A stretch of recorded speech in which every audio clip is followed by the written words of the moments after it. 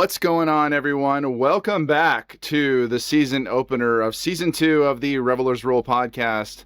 And with me today, my very first guest, he's been on the show before, it's been a minute, is none other than Miguel Rodriguez of the Bakersfield Gentlemen. Except you are not in Bakersfield anymore, are you, Miguel? No, there's a little bit of distance between me and Bakersfield, but I'm not changing the name just because I'm too lazy anyway. Well, Um, why we would you are anyway? we are in Marysville, Washington now, though. So not Oh, bad, not bad. all right. Well, how close is that in proximity to Seattle? About 45 minutes north. Not too Okay. far. Not too bad. Yeah, Okay. So how are you liking it up there so far? it's good. It's Yeah. definitely good. The weather's a lot different. It's very green compared to the desert of Bakersfield because Bakersfield is the desert. Oh yeah. Um, Everyone's been really friendly so far. The lounge that I'm working at, Sacred Smoke, is incredible. Hmm. I cannot complain. Everything's been going very well up here, brother.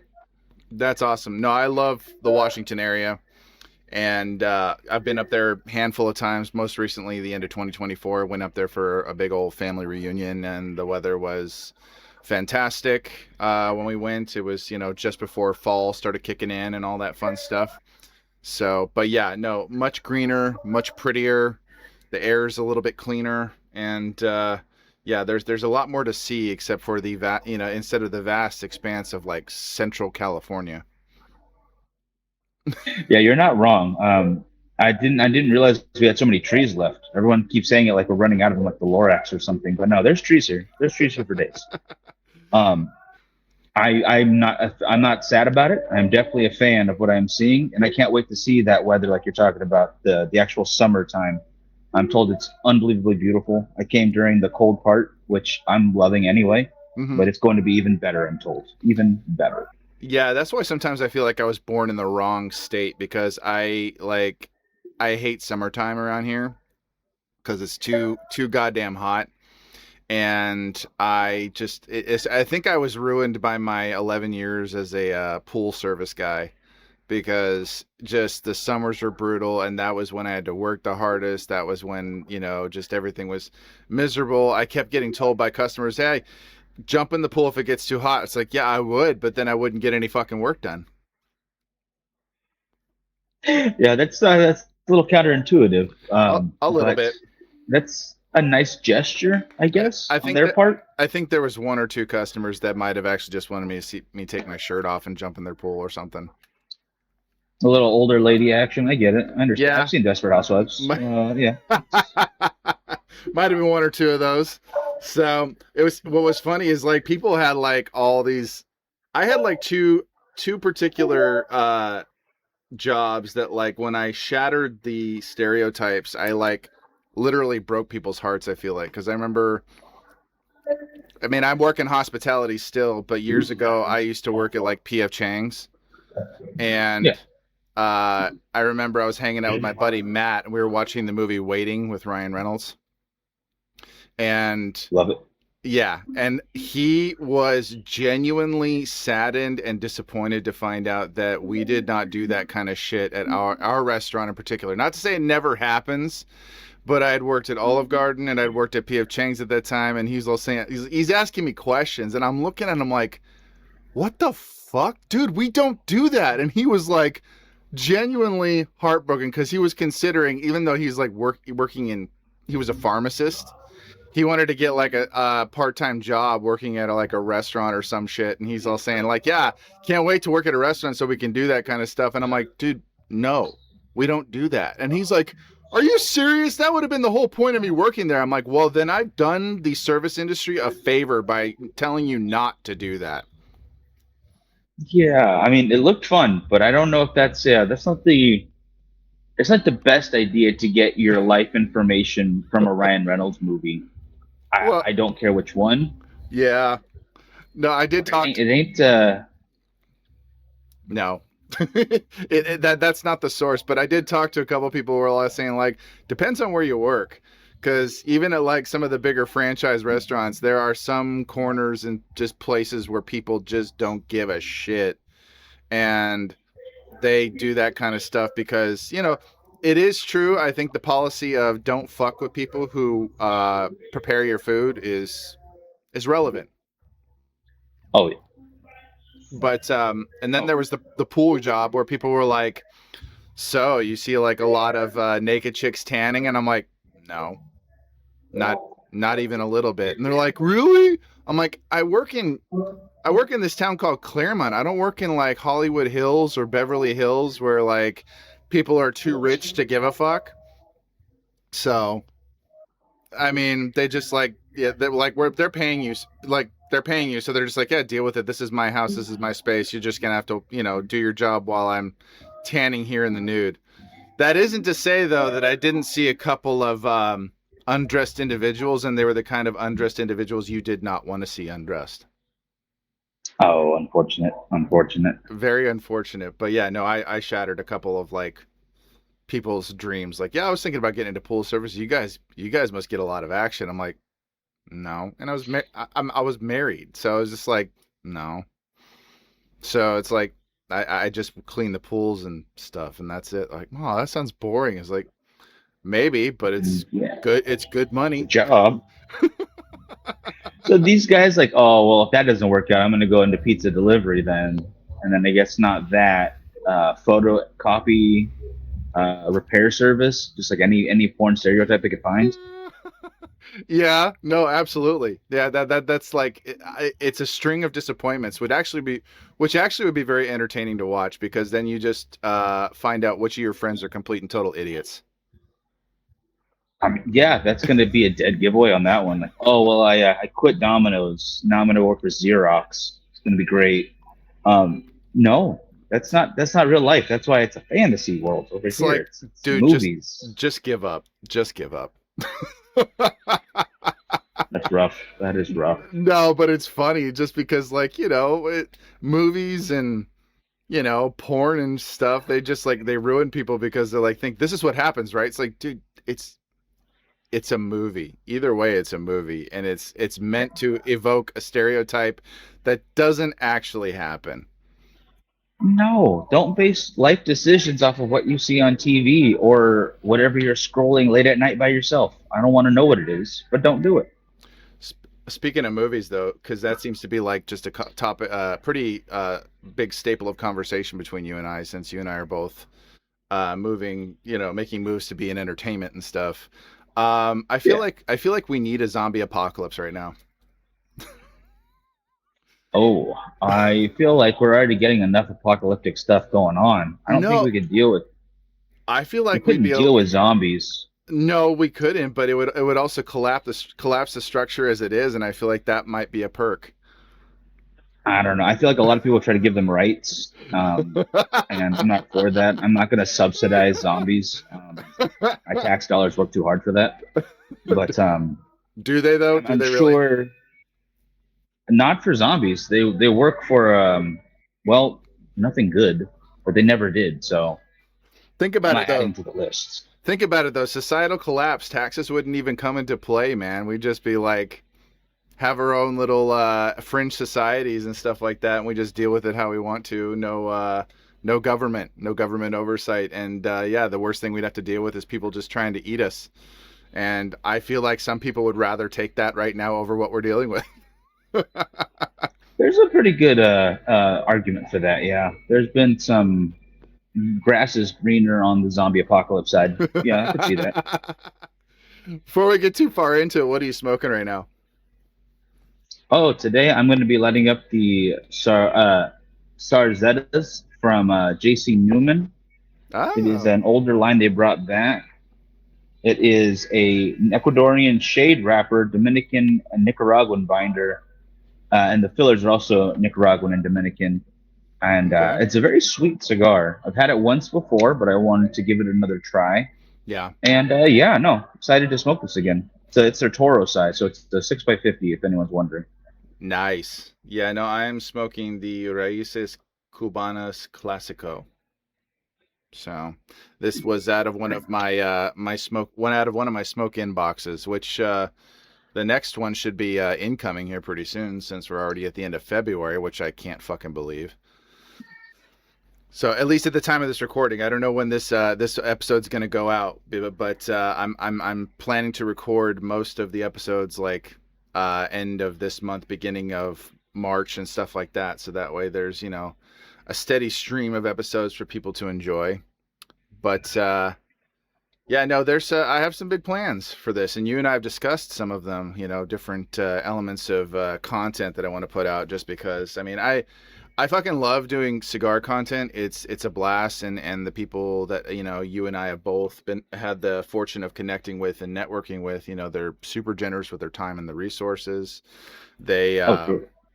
they show like a lot of appreciation on a regular basis and stuff. So it's fun, but I kind of want to do just different shit, man. I want to do some different shit that maybe nobody else is doing, and without being overly ambitious, because I've seen what that does. I've seen what that does with people when they're trying to make content. They go like fucking ham and they go balls to the wall, and then like three out of the four of the things they were doing just go completely down the drain. Yeah, it's very what's the word? Oh my God. There's a term for it in TV shows when they're just throwing a bunch of ideas at the wall. Oh my goodness. What are you talking about, like Oh, it's gonna kill me. saturation or? Not just that, but when they just pilot season. Pilot season when you just throw a whole bunch of ideas at the wall Yeah, and maybe one's gonna stick. And I definitely get that feeling because there's a lot of ideas out there that you don't even know if they're gonna be good until you try it. right. So I never fault anyone for trying them out. Get it going, but like you're saying, maybe one idea at a time to give it that opportunity to breathe Hmm. and to live a little on its own. And then Yeah, if it is still a good idea, you can move to the next one and kind of implement that one slowly as well. yeah, But once the first one, has its legs under it. So yeah. there is a way to do a whole bunch of stuff if you're out there like, I want to do all these different ideas. I'm not gonna say no to that. I'm happy for you. Yeah. But there is a proper and viable way to do that. It's everything but starting an OnlyFans. Oh, I've already done it. I got mine going. Um, it is actually a reverse funnel kind of way. So if you don't send me money, I'm going to start sending you my nudes, and don't stop getting them until you pay me. Yeah, until they send you the money, like, please stop. I will pay you. Just stop doing that. Yeah, yeah. I've already raked in several $100,000. So it's a pretty lucrative business. Pretty lucrative. Although right now, dude, you're getting in pretty damn good shape. So I think there might be still somewhat of a market for that. Small margin maybe, but We'll save that one for if the zombie apocalypse comes, then I will start an OnlyFans. We'll do it then because I feel like that'll still be necessary. People need entertainment. I don't know. I don't know.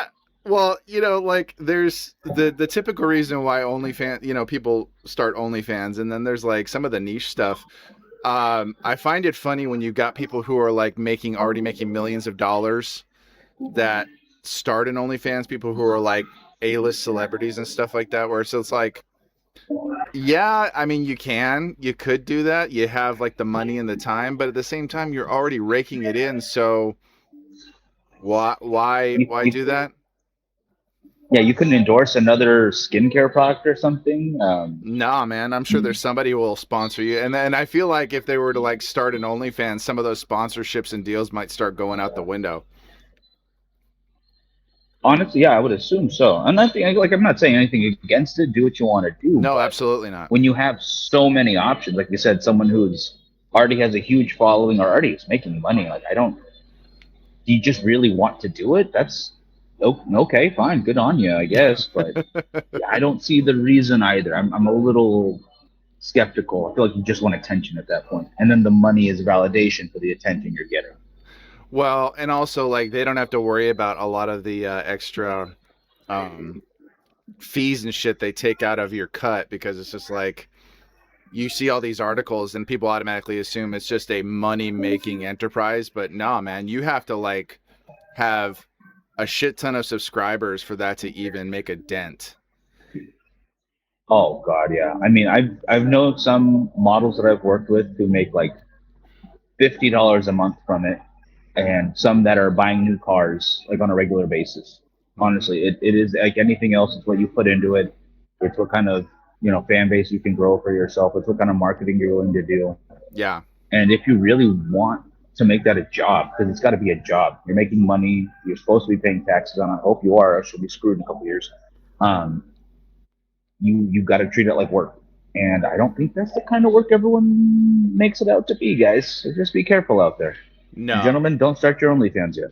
You have to be a business person to do anything like that. Like, you actually have to be business minded, because if you treat it like a side hustle, you're going to generate side hustle income. You know? And it's not worth that lemon is not worth the squeeze at that point. No, it's not. I mean, at that point, you're almost. No, I'm not saying it is this, but some people have unfortunately been like, they feel like it is, because they like get into it expecting to make a decent amount of income, and then they like start doing it. It's like, when did I join a fucking MLM?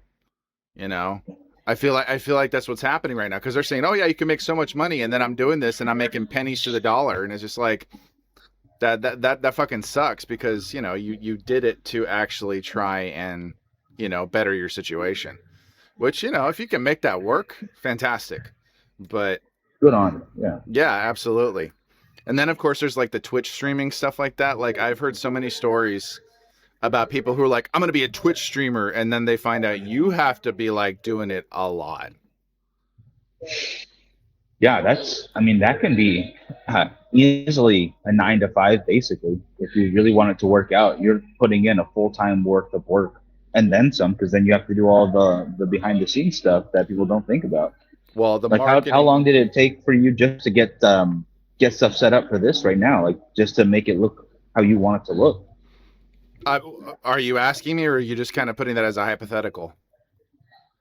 I mean, you can answer too if you want, but it's like more hypothetical. But you don't have to give away all the behind the scenes details. But you Well, get what I'm saying, though. Yes. Well, no, like, while you were, because like, just so people understand, like, the lead up to this, like, obviously Miguel and I have been talking for the last couple of weeks, and we kind of solidified our plans just a couple days ago to do this.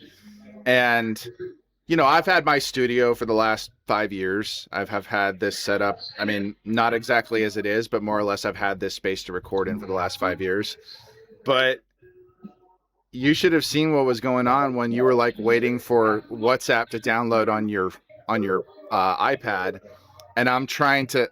I have my laptop on one of those like swivel bases that you can connect, that you put on your desk. It's like a No. laptop tray connected to like a swivel, and I'm trying to get it just positioned just right, so that way the background is, you know, it's not distracting, but it's also not just bland basic shit. And this thing must have like dropped 3 times while I was trying to position it, and then my webcam falls off, and then my mic is not right, properly positioned, and all that fun shit. So yeah, it was a hoot trying to just get it to where it is, and then I'm working with OBS for the first time, and normally I'm recording on Wondershare, or I tried StreamYard for a while, but that costs money. And so I'm figuring out all the ins and outs of OBS, and I just finally, got everything lined up and set up. And as you can see, it looks nice. The overlay I made in Canva and all that fun stuff. So yeah, I'm giving away all my secrets, but that's what it took to come up with all of this, and it was a lot of tinkering and toying around. Yeah, and that process doesn't finish, just because it's up now. Now there's Yeah. upkeep. There's if you want to switch something up, even just a tiny little change in like format or a font or something. It takes a lot of effort just to get everything dialed in exactly how you like. It is not easy. I'm No. not saying like it's the most difficult job in the world, but it doesn't make it any less of a job. And like, I'm not a graphic designer. I'm not really all that tech savvy. Even though I've been doing this for a while, like, I can edit, pretty well. I can actually tinker and toy around and make it look and sound good. But like, trying to get this to all be cohesive and actually, have some kind of synergy. The perfectionist and the OCD comes out in me, and I'm just like, no, this looks like shit. I need to rearrange it. I need to move it. No, it's not. It's not centered. It doesn't. And normally I'm not like that, but when it comes to stuff like this, I'm just like, fucking look perfect, or it's shit. It look perfect, or it just, I can't use it. because it's Oh part of yeah, the it's it's part of the appeal. truly is. You have to have some kind of curb appeal, otherwise, like people aren't going to pay attention. And even though you and I are kind of like talking, on and on about anything and everything, it's just like when people see something that looks nice like this, they might be more willing to actually like watch or listen or something like that if they have, they have a little time on their hands. It never hurts, and those little details do extend people's attention span. Yeah. That's why they started doing the reels, and you see like the split screen. So there's a little video game go on the bottom with whatever content they're doing on top, because people's attention spans have shrunk so much over the last few years. It is insane. So every little detail that you can get for a leg up is incrementally important, especially now more than ever. Oh, Well, it's an interesting time. I'll say that. especially like, and I'm not much different in where people's attention spans can be measured in nanoseconds. That it's no It's joke. Like true. I have a hard time paying attention to certain movies and shit. And it's like, I watching movies on Shudder, and I need to remember to put my phone away. I need to remember to like not be staring at my phone while I'm trying to watch a new movie. And then sometimes I have to shut the movie off because either one, I've lost focus and I missed shit, or like it's honestly terrible. You are not alone, though. Yeah, I think that is a growing problem across the board. There, I think attention span is one of those things that I don't know how we get it back exactly. There must be like a detox situation or something. But if someone finds out a good cure for that, I would love to read that article and then forget what I'm reading halfway through because I'm not paying attention. Oh, But there's a I'll bunch still of shit. try. There's a bunch of shit being peddled, of course. Like, oh, take this and you'll have like incredible focus, and it's just like, no, you fucking won't. No, I don't. Yeah, I don't believe any of those. I would love if they had some kind of magical cure-all for that, but I don't. I don't see it working out. No. It's willpower. It's just straight willpower. You have to decide you want to focus on shit, and you know, if you need to take a couple of drugs to do it, then do what you got to do, I guess. Yeah.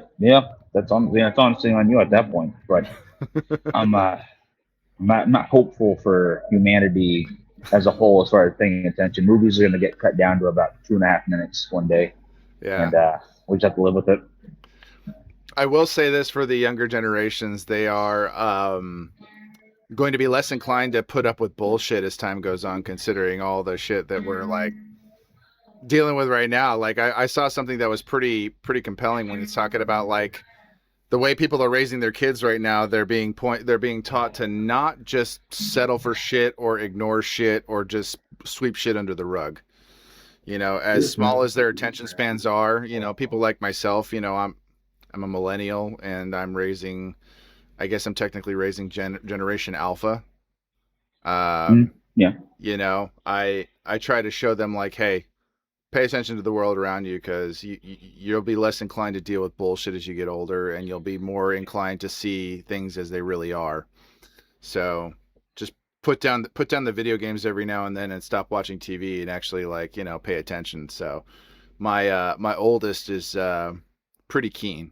So he's seeing certain things for what they are, and his friends are too. So even though they might have short attention spans, because they really do, like I'll be talking to my son and I'll say something to him to his face, like, hey, when you're done with your homework, go empty the dishwasher. Okay.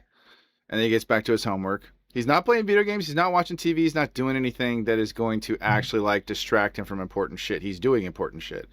And then later on, he's done with his homework and he starts playing video games. And I'm like, did you empty the dishwasher? You never told me to do that. Yeah, I did. I said it to your face. I looked at you and you looked at me, and I told you, empty the dishwasher when you're done with your homework. This literally happened yesterday. Where it's like, dude, I was talking to your face. I wasn't calling from the other side of the house, and you were looking right at me. And apparently just that moment was erased from history because you had better things to do. Oh no, I definitely get that feeling, and that's not a kid problem. That's adults as well. Like Oh yeah. we had a conversation. I know we did. Yeah. We riffed on this for 5 minutes, and you just forget. I'm not going to give any names of particular people, but it definitely happens. Try being married. when it comes to that. Those discussions take on a whole new dimension of frustration because like I will say something to my wife's face and then later on I'll remind her like you never said that. I'm like, I was looking at you and you were looking at me when I said it and you were like, okay. And the same thing happens when she says something to me. We're like, and I try to make sure I don't use the phrase "you never told me that" or "we never talked about that." I usually say things like, "When did we talk about that? When did we have that discussion?" I honestly have no memory of it because otherwise I'm going to look like one of those assholes who's like thinks they're right all the fucking time, and it's like one of those stereotypes where like, yeah, men never pay attention. It's just like I probably was, but for some reason it got like filed to the back or it ended up in the recycle bin. I mean, it does happen. That happens to everybody at some point. Well, that's just it. So it's any kind of relationship, but when it comes to like a long-term romantic relationship and you're living together and you're like having so many discussions about so many things in a given day, something's got to give. Something gets filed to irrelevant or I don't care that much, and you're forced to care about it later. It becomes relevant later. It becomes something you have to care about later. It's just like, fuck. Okay, sorry. I'll do that thing you apparently told me to do this morning, and I don't remember you telling me this morning. I've been doing a lot of shit. So, Sometimes it just gets lost in the to-do list too. It's not malicious no. or lack of caring. It happens. It's information displacement. It happens all the fucking time because I'm already like, and it's not like it's complex information that's getting input. I just have like this, that, and the other to remember. And actually, I was kind of a dick yesterday to my wife on the phone because she's like, we're talking and I'm home. She's not. She's in the office, like one of the rare times she's in the office, and it's just me at the house, and I'm, you know, taking care of business, you know, cleaning stuff up and doing stuff in here in the studio, and I'm eating my breakfast, drinking my coffee, and she's on the phone with me. She left like 10 minutes ago, and I can always expect a call from her even though she just left. And she's all saying like, you know, okay, here, these are the, you know, X amount of things that I would really appreciate it if you do. I'm like, okay. And then we start talking about other things. And then at the end of it, it's like, okay, 4 things to do today. What are they? And I'm like, why do you fucking do that? You put me on the spot. You make me feel self-conscious. She's just like, well, I don't want you to have to make that call or text later today saying like, what was it you wanted me to do again? And I'm like, all right, I can't argue with that because I don't want to do that either. Damn. Yeah, I guess. Still though. Because it like when they do that, it makes you feel self-conscious and you almost want to say like, what, you don't think I can remember? And it's just like, well, you have a history of not remembering. I don't remember that. Right. Exactly. Because I can't tell how many times like I'll be at the grocery store and like I'll have the list in front of my face and I still manage to miss one thing. Where's that one thing? And I'm like, wait a minute. And I look at the list and I'm like, God damn it. It was right there. And I didn't even like, I just totally missed it. So it's like sometimes even when you spell it out, we still miss shit. I don't know. That's human right there. I don't know. Well, I don't know if it's just human or if it's just dudes.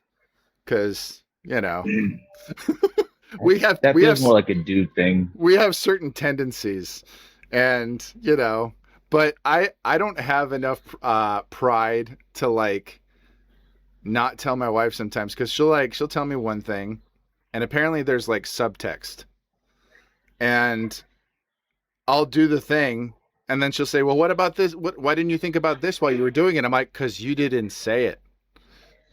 And then she's like, well, what? And I'm like, no. I said, spell it out, babe. Spell it out so that way I don't miss things because I don't have any pride in this. Just tell me. Like, tell me every little subtext and bullet point that you want me to accomplish. And then she's like, well, I just feel silly. I said, I feel silly right now. Yeah. You know what's even sillier is when what you want doesn't get done because you never said anything. That's right. Feel real foolish exactly. Right there. Tell me exactly. Tell me exactly what you want, and I will do it. Just tell me exactly. I'm not. It's okay. It's 100% okay. No, absolutely. So, well, you and I have been talking pretty regularly about like film and everything like that, just trying to see what we can actually come up with. I know that you're like working on some projects right now. Is there anything that you can actually like talk about or want to talk about? No, not the, honestly. The last 3 months have been just getting to know people out here, working with new models, trying to get more places to actually make content at again. So I didn't come here. Well, I take that. I came to Washington knowing two people. Jeremy Wolfson, the owner of the lounge, who I've known for the last 9 years. He's been a huge help for the cigar industry stuff. Hmm. And one model who I'd never worked with before actually moving here. We just met on Instagram like during the pandemic. Like, oh, I like your work. I like yours. Oh, that's great. And now she's moving to Hawaii in like 2 months. So the amount of people went from two back down to one. Yeah. So I'm doing my best to get a new crew basically together out here to network some more. So actually planning something is going to be a couple of months down the road, I'm guessing. I'm Yeah. thinking at least end of spring before I decide to start making like definitive plans. But I've never stopped writing. I've gotten back into the writing habit. So there's projects to be worked out. Um, there are some people who want to come to Washington that I've worked with before. They're like, okay, I want to take a month during the summer and we'll do something. Like, yeah, of course, let me know and we'll make it happen. Yeah. But set actual plans are not there just yet. I'm just got to get my feet underneath me in a new area first. Yeah. Because you've been out there how long now? Oh, I've been counting. I'm coming on 3 months at the beginning of March. So like I have a 100-day check mark set on my calendar. I believe it's the 15th of March. Will be 100 days. Okay. So I have a little project for that I'm planning out. Like what was the first 100 days like? Kind of video content thing I want to do. Yeah. Um, so it's been a minute, but it's still a very short amount of time, all things considered. Yeah, the things that like when it comes to because obviously I'm working on I'm always working on voice work stuff and trying to continue to tap into that. I actually did my most recent gig was back in January. Um, I had and what was funny is like not the gig itself, but like recently I remember I woke up and I think it was like a Sunday or Monday morning or something to that effect. And I get a text from a buddy of mine named Josh, who I've worked with before. I've known Josh as long as I've known my wife. We actually all met around the same time. And I actually went to high school with his wife. I knew his wife's sister, so my world just keeps getting fucking smaller. The older I get, the smaller my world gets. I'm not even joking. And so I get this text from him, and it's like three texts rapid succession, where he's basically saying, "Hey, the guys I work with, they like your voice, and they actually might want something. Could you possibly get it done within the next 3 hours?" And I'm just waking up, and I'm like, "Oh, okay. Good morning." Like when I saw it, I was game. But then like the final text was like, actually, right now they realize they don't have the budget for like hiring a voice actor, but they like your voice and they might want to use you in the future. I'm like, okay, hi, because I had not responded at that point. But it's nice to know that there's an option waiting for you. I know that's a good feeling right there. Like Yeah. I've this will come out in a little bit, so I can already say I just upgraded all my camera equipment. Like I put in a big order, and the the day it started arriving, I got hired on to do a wedding next year. So it's just sometimes putting yourself out there and just keeping it going. It's nice to know people are responding to it and they like what you do. That feels great. Yeah. Sometimes that's what keeps you going. No, there's one guy who the guy I just did the most recent gig with, his name's Sam, and I've done several things with him. And again, it's basically through the same connections as like the guy I just mentioned, Josh. Um, Let me see if I can break this down without sounding utterly confusing. So I used to go to this church way back when, and the media guys who did the stuff for the church, all the media packages and things like that, they were brothers who they moved on and did different things in their life, and they live in different parts of the country. And Sam is one of the brothers who he's a full-time, video producer, and he has contracts with a few different places. Like he has a contract with Selkirk. They're a pickleball equipment company, and I've done like 3 or 4 different ads for them through him. The first one, but yeah, Sam and I have that connection through that old church, and he knows several people that I know. And then my friend Josh, who I just mentioned, his wife was the one who messaged me. This was like 4 years ago, saying, "Hey, hit up this guy named Sam, and he needs somebody to do a voice actor for an ad." And so I hit him up and I sent him a sample. I got hired pretty much right away. He really liked how I sounded, and so did the company.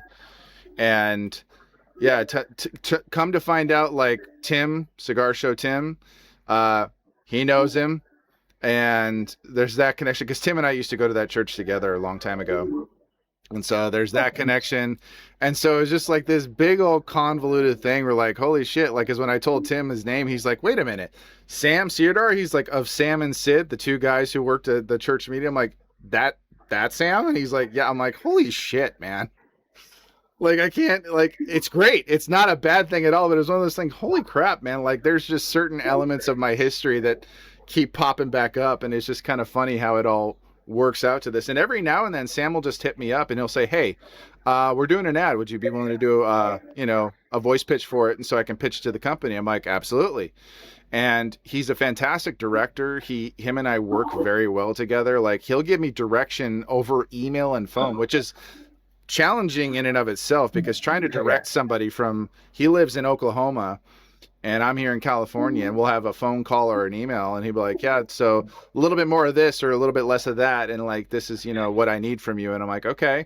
And it might take a couple of different tries, but he's incredibly patient, he's incredibly professional, and he's very easy to work with, which is fantastic. And the last one thing that I did was an ad for this new app. This company, they make a link to like memories of like hunting trips and stuff like that, especially if you like do trophy hunting and you mount certain elements of your hunt, like the heads or whatever. You can actually put a little tag on your mount, and the app will recall where you went, who you were with, pictures of it and stuff like that. So it's kind of a cool way to remember, to have those memories like stored away for you. Like, it's kind of crazy how the things people come up with. I love that. That's a good use of technology right there. Like, Yeah. there's so much slog out there, and I love hearing that they're using it not just to create a new thing, but to, what's what I'm looking for, enhance a moment that you were never going to forget, but now you have a way to relive it in a new style Yeah. like that. It's in That's really cool. I love that. it's really innovative when you think about it. It's kind of an Yeah. incredible thing. So yeah, I was like, when I first heard about it, at first I thought, that's so weird. Who thought of that? And then I remember telling my wife, I was like, this is what it does. And she's like, that's actually really cool. She's like, that way you never forget like what you did that day, who you were with, where you hunted. It's just, that's an incredible thing. And it's actually very appealing to people who are, going out and doing hunting and stuff like that. That's not something you hear about a lot. I only know a handful of people who actually go out and hunt.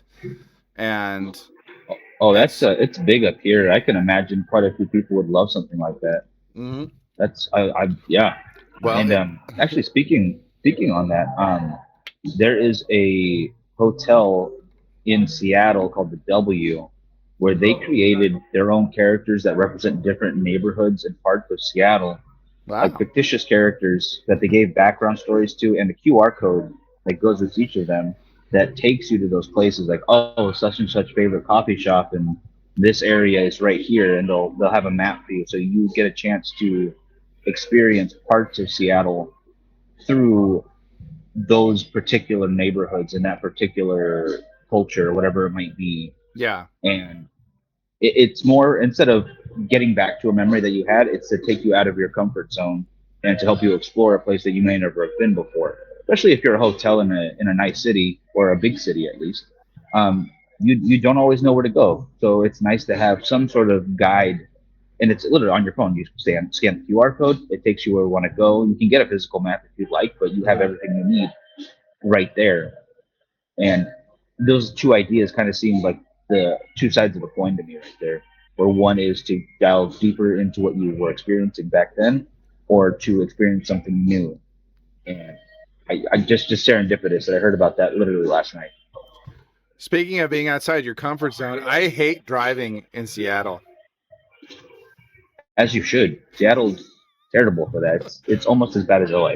Well, like Almost. not even necessarily because of traffic conditions, but because of how the streets and the roads are structured and because of the landscape of Seattle. Like, and I'm not even talking about like I'm talking about like driving through somewhere like Kent.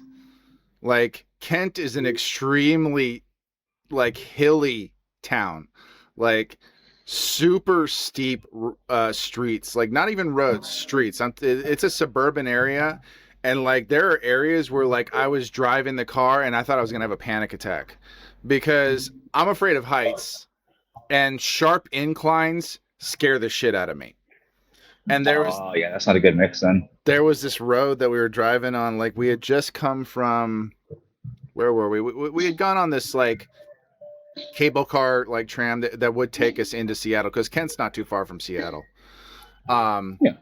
And so, we were taking like this kind of like cable car train, which was going through different areas, which is nice because, you're hands off the wheel and you can just chill and you got to see a lot of the city. But then we're driving back to the house of the people that we were staying with. I was there with my family and my in-laws, and it's my mother-in-law's best friend who we were staying with. And they live in this beautiful area in Kent, this beautiful house that they actually designed themselves and had built like 16 years ago. And that's where they've been spending their retirement. And it's been, it's fun to visit. It's fun to be there. But yeah, like we're coming back from where we got on the train, and I'm like, there's this one like super steep street that we have to drive up to get back to where we came from. And I'm like, I'm shitting bricks. Like just, but once you start driving, you kind of like, this actually isn't so bad because everybody else is driving it like it's nothing because they live there. But I'm like driving this thing and I'm ready to have a fucking anxiety attack. And my wife's like, "Do you need to pull over and let me drive?" And I'm like, "No, I need to face my fear at some point." Which I At did. least you did. I'm very proud of you for that. Yes, absolutely. But it makes me so fucking nervous. Like I can't drive in the mountains around here. I can't drive up in the mountains or I'll freak the fuck out. I'm not ashamed to admit it. Yeah, I'm not ashamed to admit it. that's the first step right there. That's how you get over something like that. You have to be willing to admit it, be able to face it. It's terrifying to me. Just for some reason I've always been, it's funny because my brother and I are stark differences in that regard because, and we kind of like to joke about how it's because our dad threw us up in the air when we were kids. And apparently I loved it when my dad would toss me up in the air and catch me. My brother hated it. And between the two of us, he's the only one that's been skydiving and doesn't mind like heights and shit like that. And I'm like, how the fuck does that work? Some weird. There's something there though. I feel like there's some kind of connection that needs to be explored a little bit. Some I weird feel like ass. you're onto something. Some weird ass reverse psychology. I don't know what the fuck it is because it's just like, dude, dad would toss me like 6 feet up in the air, like from his arms, not like 6 feet off the ground, but 6 feet up in the air from where he tosses me, and I'm giggling and laughing. I like have pictures of me like way up in the air because my dad was pretty strong and he could toss me up pretty high, and I was like grinning like a fool. Meanwhile, my brother, I don't know if there's any pictures of it, but I do remember like when my dad was trying to do it, my brother grabbed his wrists and was like, "Ah!" And now he's willing to do all this daring shit. And I'm like, it's not fair. It's not fair. Apparently it was traumatic for more traumatic for me on a subconscious level to the point where like trying to deal with it. Like I couldn't even walk up certain stairs in houses when I was a kid. Like I would freak out. Really? It was sad. And yet like Actually, I know I've told this story before. Maybe not on camera to anybody, but when we went to the Circa, me and Frankie, he was also afraid of heights. yeah. And the stadium swim to get there, there's an escalator that's basically straight up.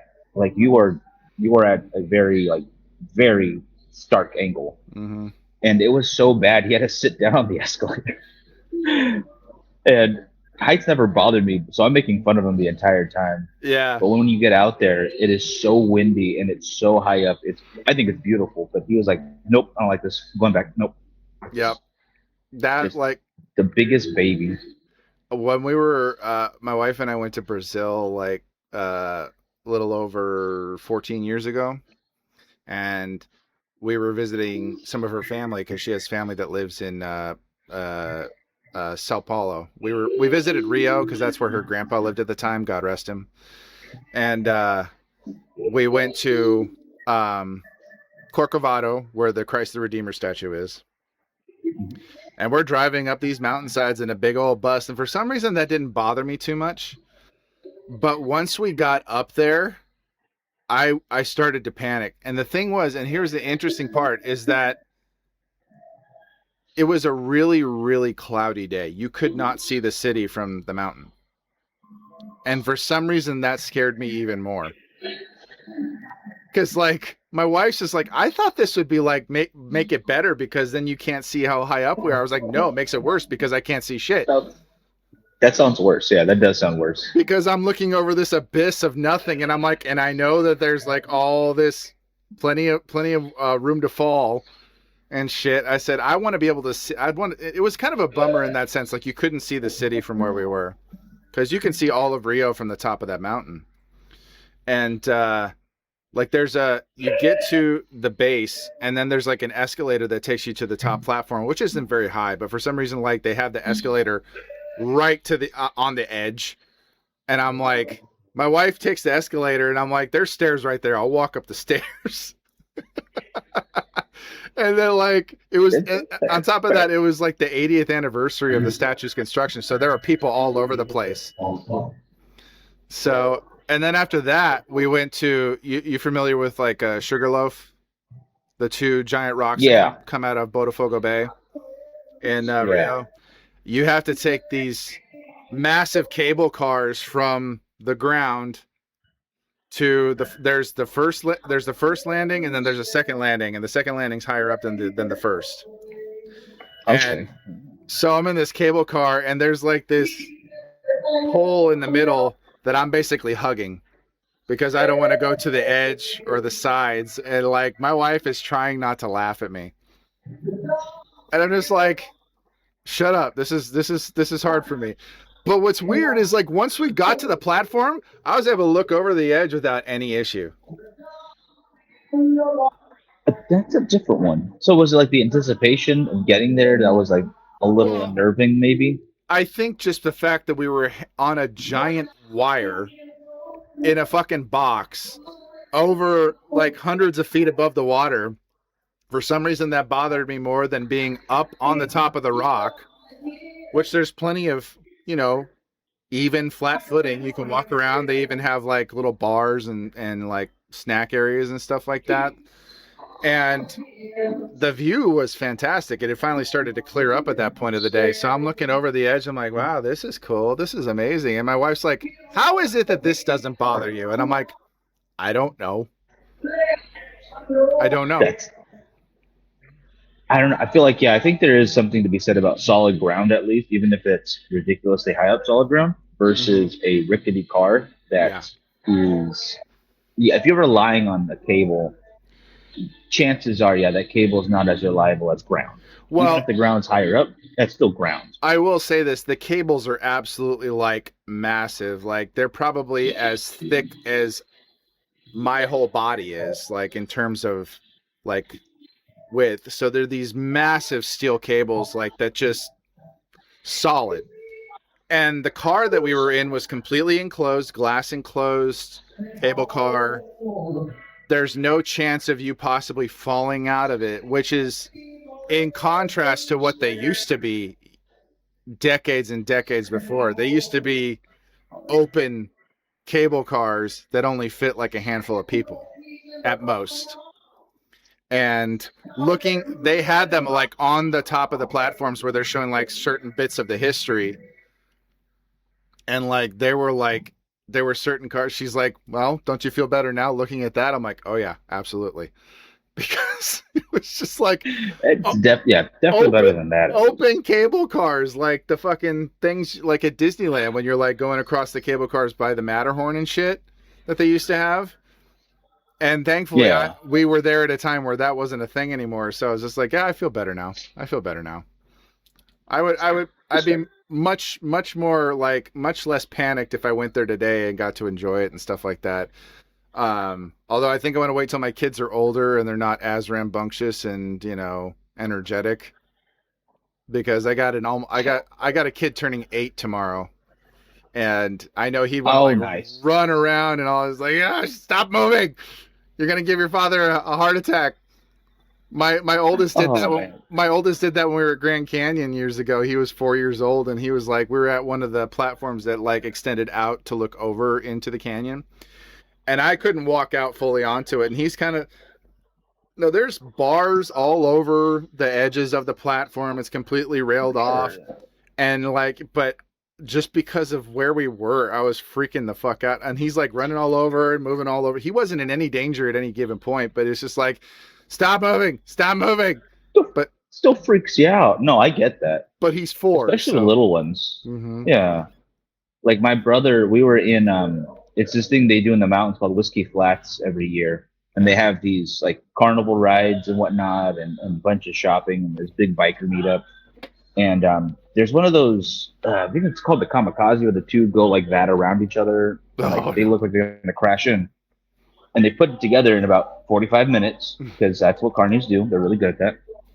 And I don't look like I could fit in this thing, but you need two people, and he couldn't go by himself. Oh no. And like, just come with me. So like, brother, you're taller than me already, and this thing is going to break because it is me going in there, and I don't want to be the cause for you falling to our doom together because mom will be mad at me about that. And he finally convinces me. I get in this thing, wedged. I just could be metal cage with like a bike lock to get it secure. Loved it. And then you're upside down looking at a mountain the wrong direction. Um, No. no, no, never again. That's when I realized, oh yeah, I am getting older and I'm afraid of things. This is great because I used to love that kind of rides, but then seeing him enjoy it freaked me out even more. I don't know why. I was like looking at him, looking at the upside down mountains, and then I was like, man was not meant to do this. This is hubris. This is against God. We need to get out of here. Um, it was oh god. Oh, That's my oldest. He is a thrill seeker for sure. Cause like when my wife's family from Brazil was visiting California, like again, this was like late 2024, and we went to Yosemite, which was beautiful, but driving around Yosemite is terrifying for me. I did not drive that entire time. I was a passenger, and I was fine with it, because me trying to drive those roads, we would have died. We would have died. It was not something I was okay with, not something I was willing to do. And then there were certain areas where we're walking around, and it's just like, who thought to build this shit to go up into these areas way high up? My kids are cool as fucking cucumbers with this thing. And I'm like on the verge of oh yeah. panic. I'm on the verge of fucking panic, and I'm like, why? How? I don't know. No. Once we went out into the valley and stuff like that, and we were down like in the valley area of it, I was perfectly fine, and everything was beautiful and wonderful. But yeah, driving into certain national parks, you're just like, who had this idea? God damn you, Theodore Roosevelt. He was the one who instituted the national park system, I think, if I'm not mistaken. No, yeah, that's right. Yeah, yeah. So, but yeah, I don't know. It's just like, I'm sure it was way different getting into the national parks then, because you had to like, go in either walking or trekking or by horseback, and it probably wasn't as terrifying. But driving on the mountain roads, man, scary as hell. Oh yeah, no, that's a different horse right there. Yeah. So, but when we got back, got back to Southern California. They went to Castaic to go to Magic Mountain, and I've never been there. I will never go there. What? No, Roller coasters are a no-go for me. I will never go. There's no point in me going. It'd be a waste of money because I wouldn't ride anything.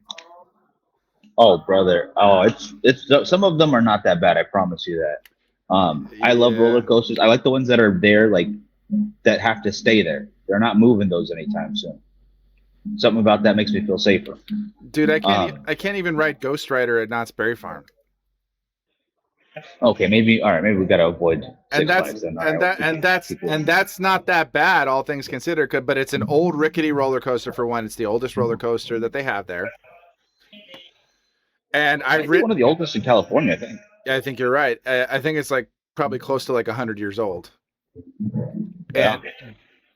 And they maintain it pretty well. I will say that. I rode it once back in 2004. I was 20 years old. I was a youngin'.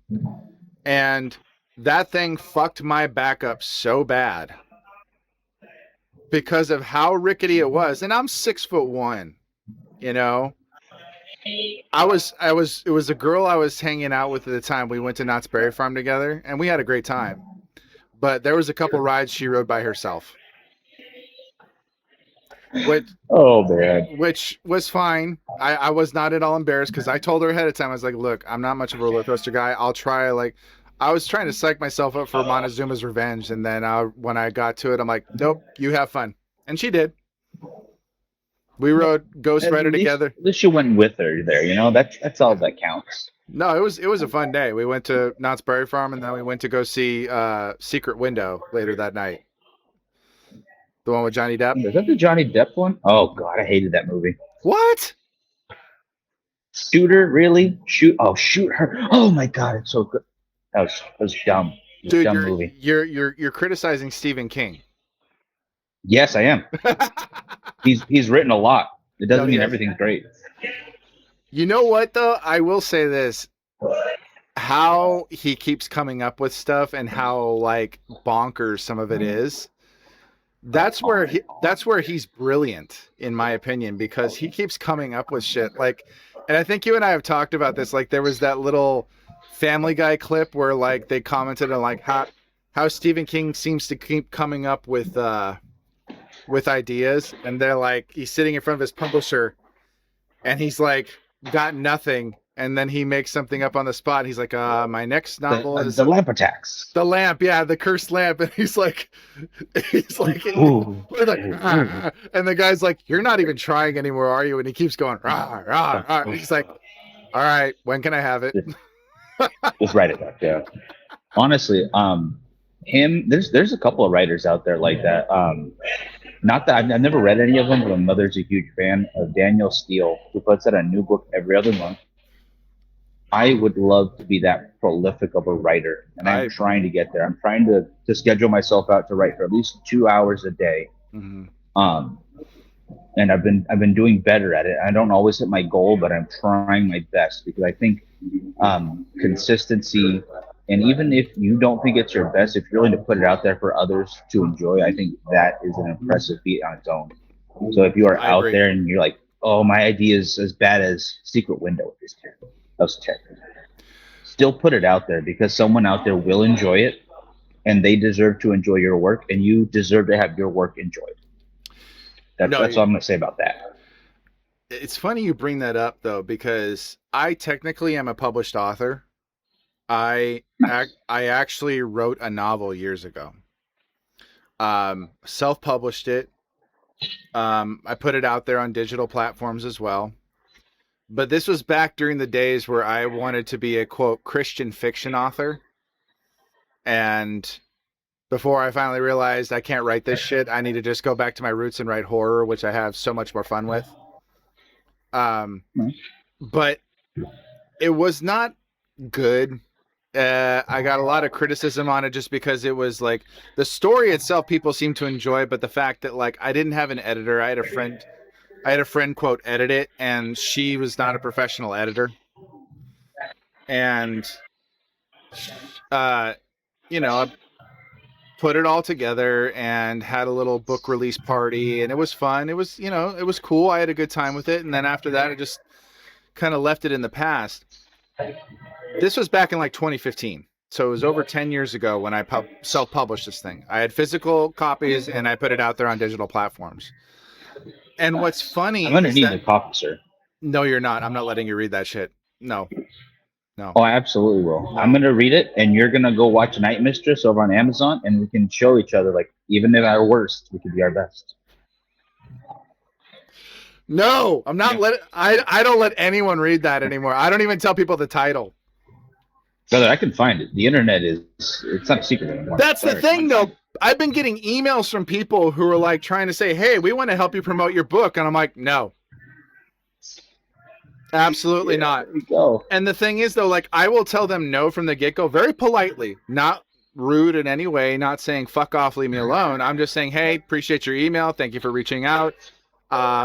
This book was published 10 years ago. I have no interest in promoting it. I have no interest in even like telling people about it. It's not something I'm interested in. Thank you very much though. And take care of yourself.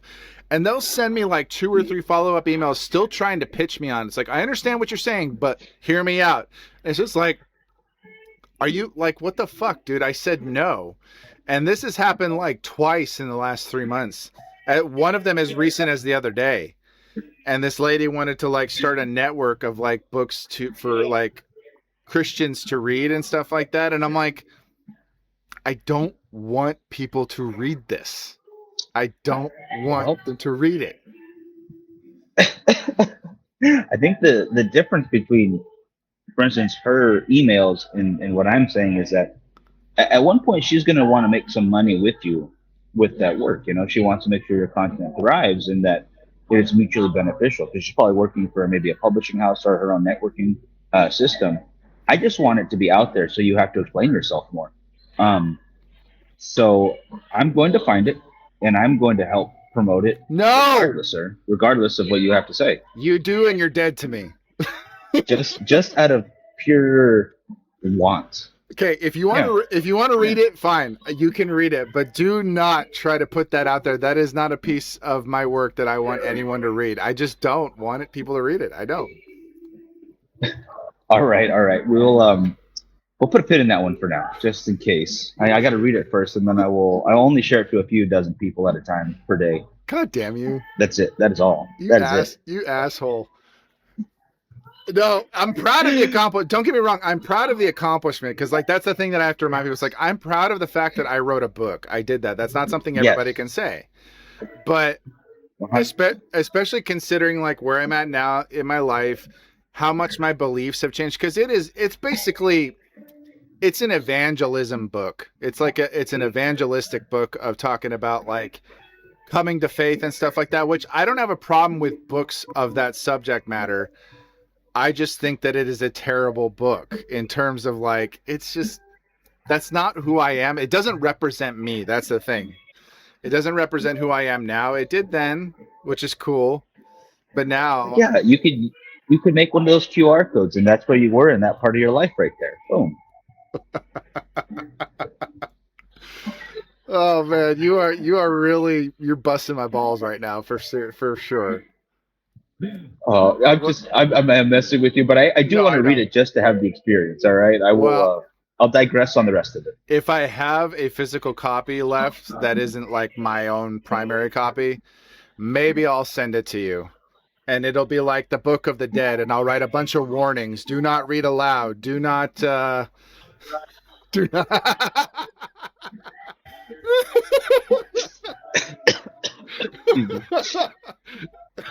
Oh my God! Sorry, I caught you off guard with that one. I will wrap. There's a master lock on there. I'll wrap it in barbed wire and a trash bag, like in like the Fede Alvarez version. I loved that actually, though. I did. I did too. That was fantastic. Like as far as.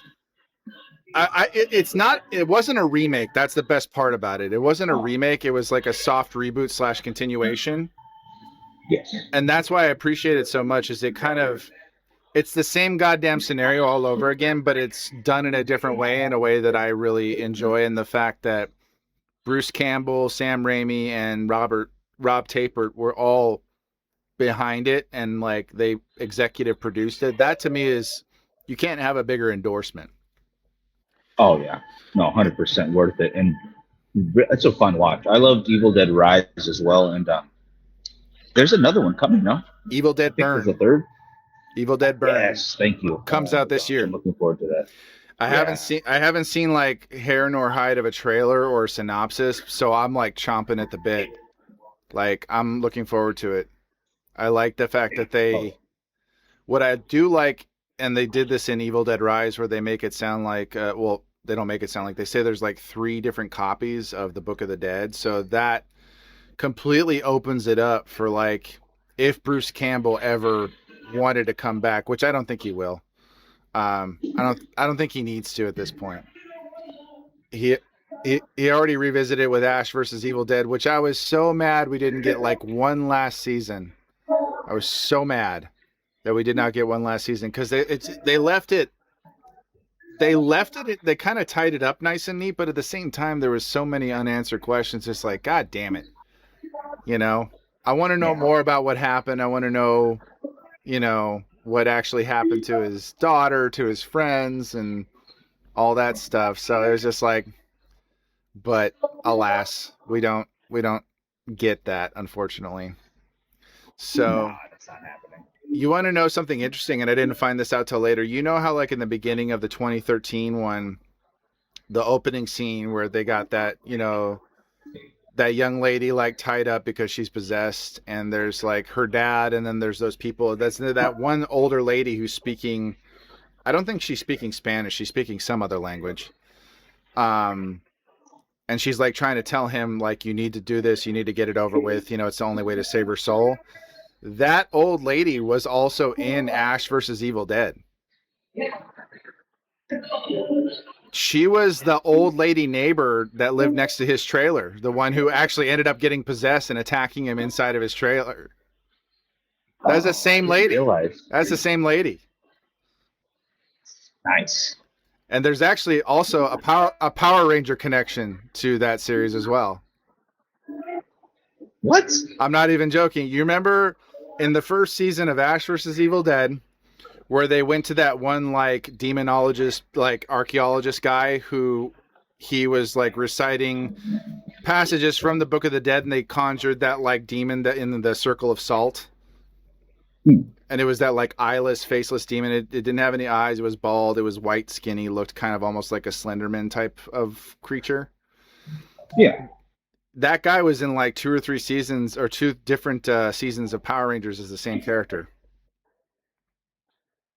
I'm not even kidding. I would not have put that together. I got to rewatch. I got And to rewatch it all. yeah, his name is, I think his name's Noah. I've actually met him once. He's a nice guy. I met him at a convention, which was actual like Power Ranger convention years ago. Um, but yeah, he's a nice guy. He's a really nice guy.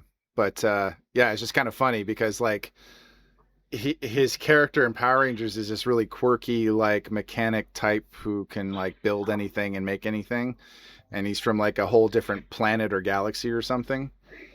And it's like a total departure from that character because he's this demonologist who's like way too curious about the Book of the Dead and like reading passages and shit. And yeah, it's just kind of funny because like it's interesting what actors get different gigs and from different series and shows, and it's nice because that means they have more range than just a quirky character on a really cheesy kids TV show, which I still enjoy the hell out of. But yeah, no, it's just kind of funny. These are the things I think about. These are the things I find out by accident. It's good to know though. I had no idea. I have to find that connection. That's awesome. Yeah. Do you watch The Rookie, that show with Nathan Fillion? No, I'm not really a big Nathan Fillion fan. Like he's cool, but I don't like follow what he does too We much. are not friends anymore. I'm sorry, Firefly wasn't that good. I watched it. It was fine. I love the show. I love the movie Serenity. Serenity was actually really good. Um, I got to watch that still. I do have to watch that. I'll give no, you that. it expands upon the show, but in a way that's a bit more gritty. Okay. And Nathan Fillion kind of really embraces his more badass side, which I really enjoy. because he doesn't always Okay. play characters like that. He's more kind of like the affable, relatable guy and stuff. And sometimes he plays somewhat of like a arrogant jackass, like he did in Castle, that TV show he was on for a few years. Um, Yeah, yeah. but yeah, no, he gets in some straight up fist fights, and he's a badass in that movie. It's a side of him that I like seeing. And he also is a bit more of that in his in the show The Rookie. Because he's a cop. So, Yeah. but no, apparently they're teasing like some sort of Firefly reunion right now on social media. Could be interesting. Could be interesting. There's been 2 posts where like he walks up to these trailers or homes of a couple different actors. Like, you know who Gina Torres is, right? Yeah. She was in Firefly, and there's like a post he did where he knocks on her trailer door, and she opens up, and she's like, "Oh, is it time?" And he's like, "It's time." And then he does the same thing with Morena Baccarin, who she's busy as hell right now. Because she's playing Sorceress in the Masters of the Universe movie. Yeah, I'm really hoping that's good, by the way. I really am. I'm pretty sure it will definitely be better than the Dolph Lundgren version. That's fair. Don't get me wrong, though. That is one of my ultimate guilty pleasure movies. I made my parents rent that every weekend when I was a kid. Yeah, good stuff, but and it could be better. Frank Langella stole the show in that movie. I'm not even exaggerating when I say that. Because, yeah, it's about He-Man, but Dolph Lundgren has, like 30 lines through the whole movie? Hey, that's all you need. That's what John Wick did in the last one or the one before that. I can't remember. He had like 50 words he said total. He doesn't talk much. But no, like, the reason why he didn't get that many lines, though, right? Because he wasn't a fluent English speaker at the time. Oh, really? And they were worried his accent would like be too, which honestly, I barely noticed his accent throughout that whole movie. Wow, it didn't really come up, or it didn't really like take away anything. No, it didn't. I mean, he sounded clear enough to where like it didn't even faze me. Like, because I was watching all these videos talking about how ridiculous that production was. Because they ran out of time and money, and they had to try and finish it. That is always an uphill battle right there. Fighting time and money. Those are the 2 biggest problems most things have. Well, like they poured most of the budget into the Castle Grayskull set. And that's why they made like half the movie take place on Earth, because then all they needed were permits to shoot in locations. They didn't have to build elaborate sets. Smart. And that's also, I didn't realize they did the same thing with this newest one, because like Eternia is like this crazy fantastical world, and they would probably have to use a lot of CG and build certain sets. And so part of the movie takes place on Earth, so that way they could make the most out of the budget. Smart move. Hopefully it works, though. I think this time it will. But yeah, no, it's so funny when you find out about this shit. Like, they were supposed to be this big old climactic battle between He-Man and Skeletor that lasted longer than the like minute and a half that we got. But they literally were tearing down that set. That's why that fight takes place in the dark. I didn't. Oh my god. That was one of the last things they shot on that set. They were literally tearing it down. That's rough. Oh. Yeah, and then all of that, and the movie fucking bombed. Like, they did not recover their budget until like years later, when it became a cult classic, and people were renting and streaming it all over the place. No, and I could see that being the case. Again, I liked it, but I understand. I definitely understand. Well, that's why, like, because I've been talking to you about like wanting to make like a found footage horror movie. You can do those on a shoestring. Oh, easily, yeah. Horror is where low budget lives. because you can tell a very scary story with very minimal resources if you just do it right. And found footage is how to do it right. The only thing, like the key elements are you need to make sure that the writing is good. You need to make sure the actors can really convey the fear and all that kind of stuff, and it's not just hokey. Oh, And good editing. You have all three of those, you can actually make a pretty damn good movie with next to nothing. 100%. 100%. And that's kind of why like I'm fascinated by. That's why I love the movies like the VHS series. I've watched all of those at this point. Love them. Absolutely love those. And honestly, people love found footage. Like, I don't care what anyone says. The original found footage content was Dracula. Like, if I'm rereading Dracula right now, and it's all told from letters and journal entries. All that is found footage or found content that they put into that. That's the format. It's found footage, just on paper. In terms of like film, like movies like Cannibal Holocaust and stuff like that, they were kind of the original found footage stuff, which I still need to watch that. I actually have not seen it. It's worth a watch. Yeah, it's worth one watch. I don't think it's like something I go revisit, but I've seen it before. Yeah, no, it's definitely worth it, especially if you like that kind of horror. You're definitely going to appreciate it. Just don't go in with hopes too high. No, it's just more of the experience. I want to watch it because it's a classic, and like it's every time I hear the story, it never fails to blow my mind because they did it too well. You know the story behind that? You know what happened? Oh yeah. The actors have to come to court. Yeah, the director was brought up on charges because they thought he actually killed his actors. And no, she's right there. No, they signed like, non-disclosure agreements and agreements not to appear in public for the first year after the film's release. So that way it could kind of sell the realism of it, which was like Ruggero Deodato's biggest mistake because like then they're like hitting him up like, produce the actors or you're going to jail. And like, first of all, that's metal as fuck. But second, like, he was actually reluctant. He didn't want to do it because he was just like, no, I have like a process and a plan and you're ruining it, that kind of shit.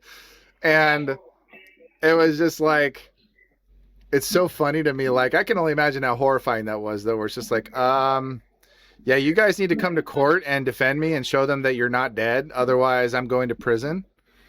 Like, I've never heard a story like it. No,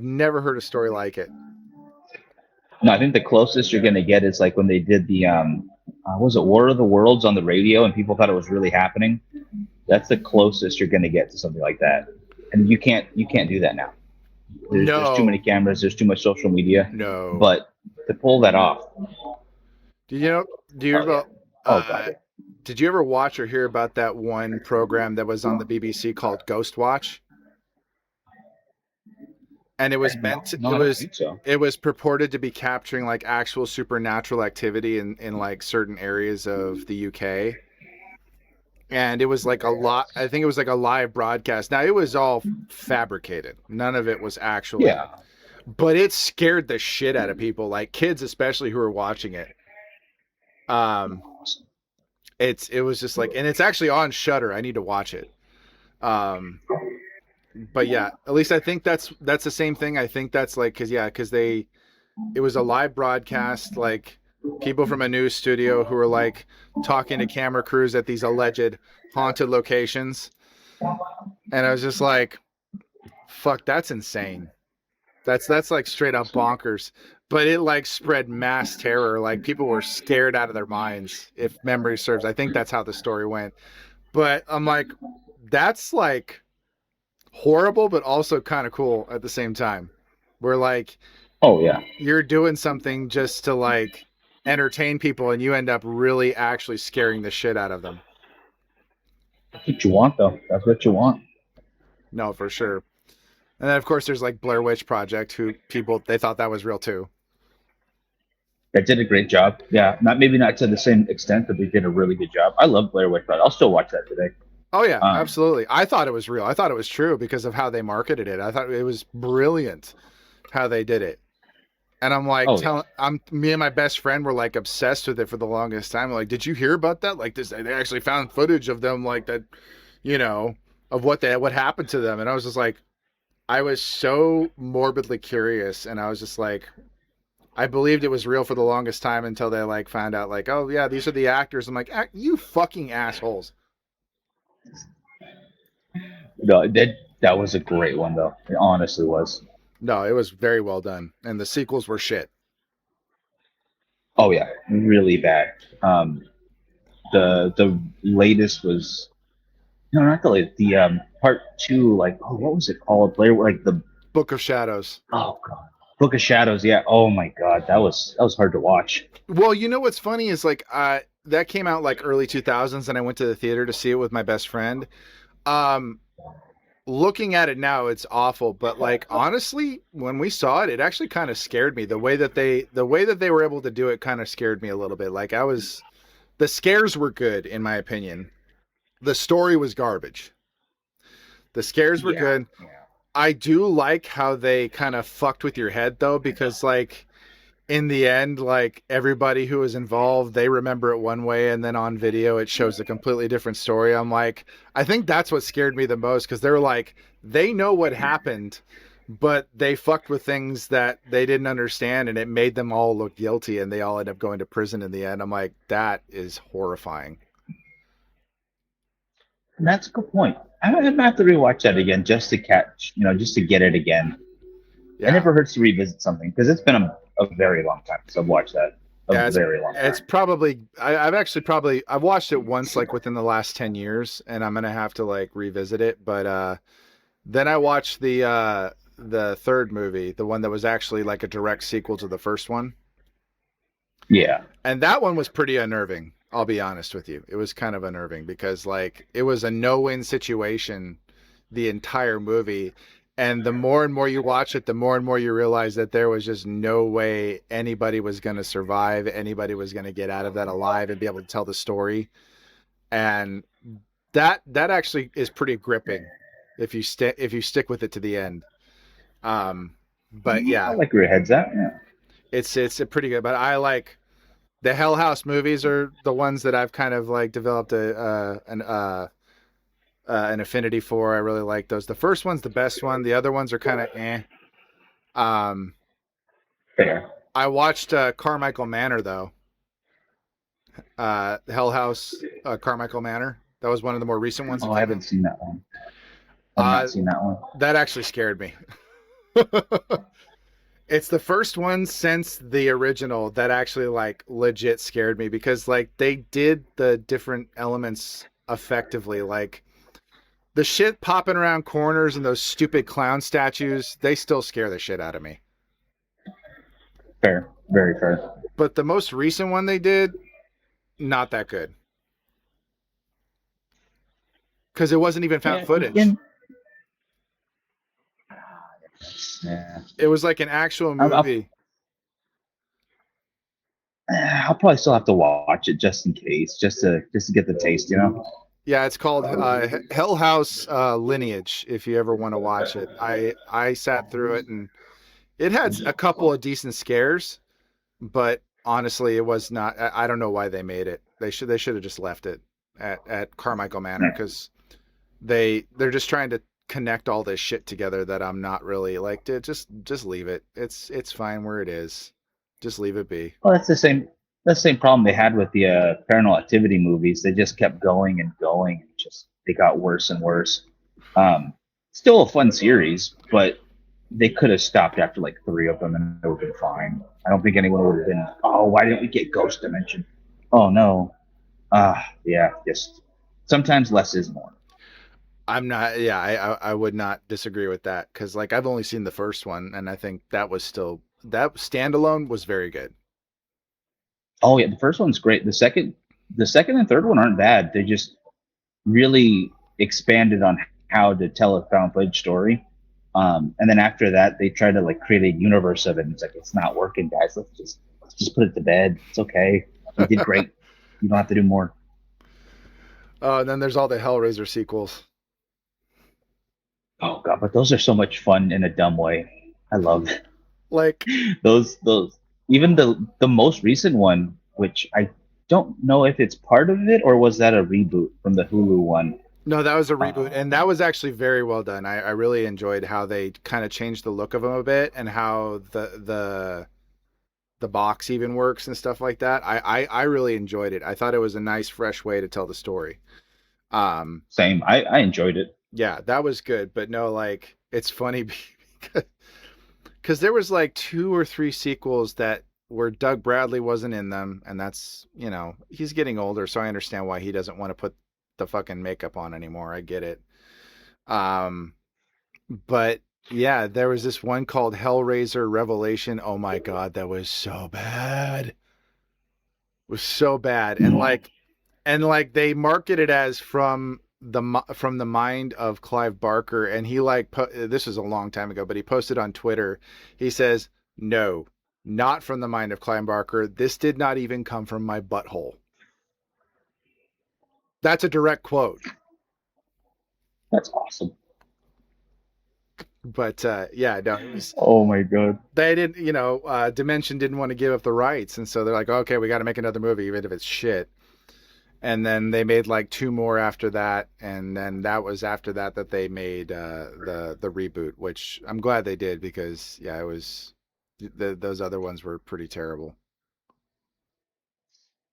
It's rough. It You got just rough. you got to stop at one point. Or come up with Oh something yeah. different, which I'm glad they did because like yeah, the reboot was fantastic. I really enjoyed it. Oh, a lot of fun. A lot of fun. Hmm. I A lot of people didn't like Hellraiser Bloodline, the fourth one in the series. You know what I'm talking about, where it goes into the history of the puzzle box, Yeah.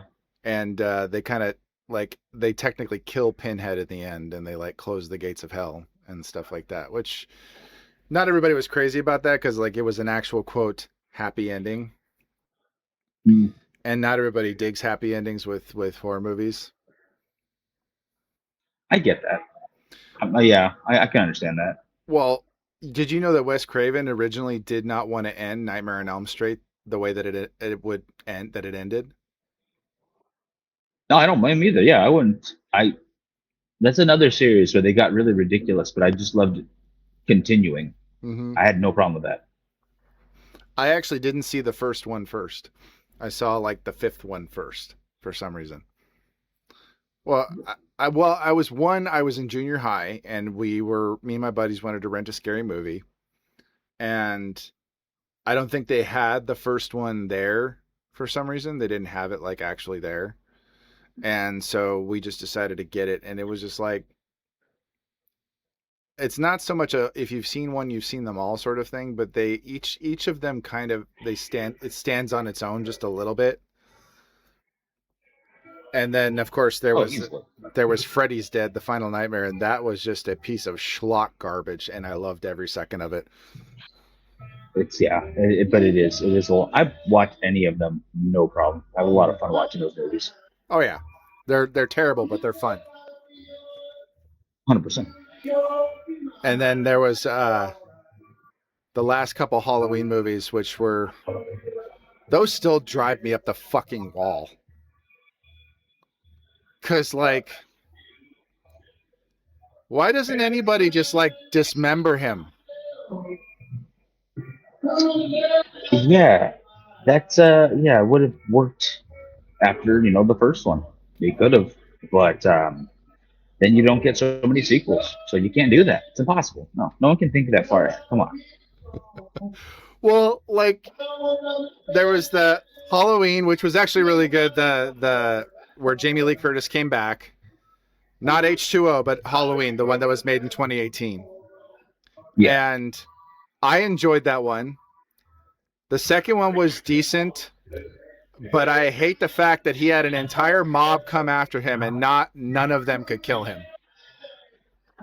that was like, oh, God, it seemed like it was going to be such a cathartic ending. Like, oh, they got him because they came together, and then no, you can't do that. He just No. stands up and starts going to town on people.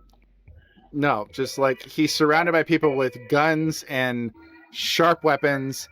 They could have, like, if he's gonna live, like, cut off his arms. Cut off his arms and cut off his legs and make him a fucking basket case. I don't think he could kill anybody after that. We'll figure it out. Ugh. You know, we all have to have a hobby. As long as they don't do it like a Jason X situation where they like give him cybernetic limbs or some shit. That was man. Jason X was hard to watch, but still really fun. Oh, it Can't be was. dumb way. No, Yeah. it was so dumb. That was like, it was, oh man, it was so bad, but so entertaining in its own right, where it's just like, this is absolute shit, but I'm having fun. Oh yeah. I mean, what do you do when you run out of ideas? You take it to space. That's what you do. Oh yeah. That's what they try to do with Machete. Yeah. I'm glad they did not follow through with that one. For the best. For the best. Yeah, no. And yeah, just no. I can't. I haven't even, I think I saw most of the first one and a little bit of the second one. And yeah. And they even kind of went like the Halloween route where it was like Machete and Machete Kills. And the next one was supposed to be Machete Kills Again in Space or some shit. It was just like, Danny, are you bored right now? Like, do you got nothing? You got your taco business. So come on, man. Just go chill. You can relax now. You can never make me not like Danny Trejo, though. You can never make me not like Danny Trejo. Oh yeah, no. I'm gonna be a fan till the end. 100%. He's the Mexican Chuck Norris, in my opinion. 100%. Yes. In fact, they need to be in a movie together. I think they could. I think they absolutely could make it happen. Where like I like that idea a lot. I know they're friends in real life, so it's just like there needs to be a movie where they duke it out and their fight ends the world, and I think I would watch that over and over again. I thought it would be more like a Batman versus Superman. They start out as enemies and they team up to stop something nefarious out there. I don't know what would require Chuck Norris and Danny Trejo to fight it, but whatever it is has to be world ending. Yeah, I don't know if Chuck Norris can do his roundhouse kicks as well as he used to anymore. That's just comes with age, though. Everyone's got to have a limit, but you can still get. I think he has a few left in him. I think so. I mean, he's Chuck Norris. I mean, I seriously doubt you could kill that man. No, it's not. It's not going to happen. It's impossible. He's like if Keith Richards were a Christian. I'll take it. He doesn't do drugs. He doesn't do any of that shit. He's just Chuck Norris, and that's all it boils down to. That's all he needs. Chuck Norris. That's all the world needs. Yeah, Keith Richards and Chuck Norris cannot be killed by conventional weapons. Nope. I fully believe that. Oh my God, dude! It's the turns that this conversation is taking. It's a blast. That's why I love doing this. Oh hell yeah, brother! Hell yeah! Because it could start off boring as hell, just monotonous, talking about random boring shit, and then all it takes is just one random rabbit hole turn, and then that's it, man. That makes up the bulk of the interesting parts of the conversation. And I feel like no matter where you start, you can pretty much always get to Chuck Norris, like politics, sports, cooking. You could probably always find a way to Chuck Norris. It's just like I'll never get over just like how many of the quote Chuck Norris facts that people keep coming up with, and how I love that. They either get better or they get dumber the more that people my brother said he saw this shirt years ago, and I wish I had found it because I would have bought it and I would have treasured it forever. And it was a shirt, I think it had a picture of Chuck Norris, and it says, if you can see Chuck Norris can see you. If you can't see Chuck Norris, odds are you're seconds away from death. That's not bad. The best that ends all of them was in Expendables 3 when he tells his own Chuck Norris joke. right? And The King I Cobra. just like I sat in the theater. I was like, we did it. The world's a better place now. He's come full circle. Yeah, oh yeah. I remember one time It was a my wife and I were house sitting her parents' house. This is before we had kids, and we come home from a night out, and it was, my wife has this thing where, like, if you're coming home to a dark house, she wants me to check, especially if it's not our house, she wants me to check all the rooms and stuff like that. So I gotta be a man. I gotta check all the rooms, and I'm going to each room, and she's like, even wants me to check the closets and stuff like that, and I can't remember how it came about, but I think I think she asked me, like, at one room, like, she's downstairs and I'm upstairs checking one room in the closet, and she's like, everything okay? I was like, yeah, I found Chuck Norris. And she's like, don't say that. And I'm like, what are you talking about? I said, if I opened up a closet and found Chuck Norris, my first question would be, are you here to kill me? And if the answer was no, I don't think I could feel any safer. oh yeah. And honestly, if he is there to kill you, you wouldn't know he's there. So you're pretty much gonna die somewhat peacefully because you wouldn't know it's coming. Hopefully. Yeah. Yeah, because I believe, like, if Chuck Norris were actually like a hitman, you, one, wouldn't see it coming, and two, you wouldn't feel a thing. It's how much more peaceful do you want to go? Come on. Just one swift roundhouse kick to the head. That's it. Oh, I could think of worse ways. Honestly, I think of worse.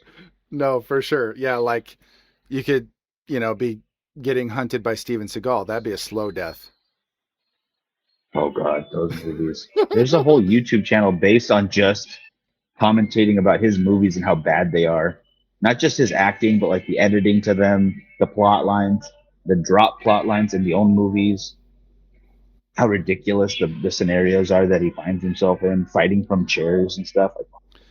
Like, oh, God That bless him for doing his thing, but that oh, part, that part, it's just like, dude, I I know that we all hit points in our life where we let ourselves go a little bit. I know I have been, like, up and down in that department. Like, I'm technically overweight, but I'm 6'1", so I carry the weight okay. I'm not as healthy as I could be, but I'm also not like this overly unhealthy individual. no, you're If not you Steven if Seagal if you are mouth breathing while he's doing kung fu. if you are an Aikido master, like a master of any martial art at all, like, why would you stop training? Why would, like, Right? even Samo, you know who that is? Like, Samo, he was on that show Martial Law on, like, CBS Yeah. years ago. He was a heavy Yeah. set dude, but that dude could fucking move. No, he still has the skill and the strength to do it. Yeah, he was a bigger guy, but he could still move, and, like, just, he was super fast. And I was just like, wow, that's impressive. And then there's Steven Seagal, who just, like, I don't want to criticize him too hard. It's hard not to. The guy's an asshole, but, like, if you ever want to be entertained, watch videos of Michael Jai White talk about how much of a pussy Steven Seagal is. I do. I've checked those out. It's fucking hilarious. It's worth Like, every minute. I could watch those all day. And he's just talking Oh, about, he's like, he's a liar. He's a liar. He like, Van Damme was a martial arts champion. He actually fought.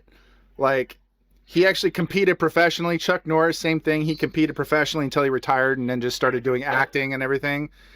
And Michael Jai White is a beast. The dude is I think he's in his 60s now. And the guy is an absolute beast. I love that guy. oh, he still got it. He's a professional. Even Wesley Snipes. Wesley Snipes has still got it. He's still, a professional martial artist. He can kick anybody's ass. But it's just like, come on, Steven. Just, it's not too late for a comeback, man. Whip your ass into shape and show us what you got. Come on. I think that's one ship that has sailed. I don't know about that. Sailed, crashed, and shipwrecked on an island. Yeah, there is a harbor around here called what is it, Port Disappointment.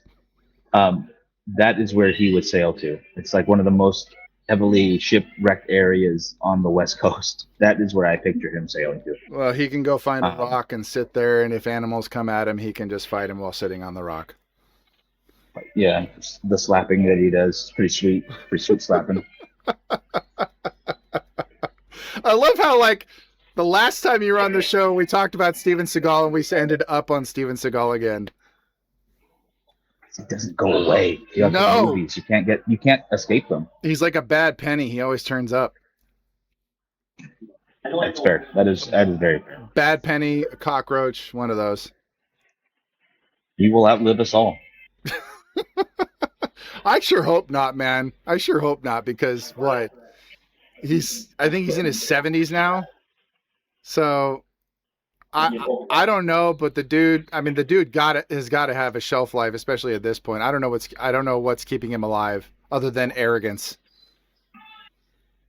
That's a pretty good way to go, though. Like, I mean, he's gone past what I think a lot of people expected. We'll put it that way. That's what I'm going to say about that. The dude's a grifter, honestly. Yeah, absolutely. Yeah, no, he 100% is. Well, I don't know how many more turns we can get into more interesting conversation, but I've been having a hell of a time with this one. But I think this is a good place to cap it off. I think so. I think we'll have to just next time we'll have to set an actual date when we think we're going to lose Steven Seagal. And that will be the end conversation for that. It'll be a 3-parter. But yeah, brother, it's been good. It's been good talking with you. No, absolutely. It's great to see you as always. And to everyone watching, me and Miguel have been talking. I think this is going to be a regular thing. One of my buddies who jumps on the show pretty regularly. So yeah, I think we got a good setup going on. So yeah, man, happy to have you as many times as you want to come back. I'm up for it. Just let me know when. Absolutely, man. Well, thank you for joining me, brother. I appreciate it. And of course, I got to ask the question like I do at the end of every episode. Who rules? Oh, who rules? I don't know. What about Revelers? Do they rule? I think they do. I think they do. Absolutely. And if you are watching this, we are talking about you. So thank you for joining us. Appreciate it. So be sure to tune in every Friday, 4 p.m. Pacific Standard Time. We will have a new episode every week. And you never know who's going to stop by. So take care of yourselves, guys. And we will see you in the next one. Glad to be here. Thank you, brother. No, thank you, man.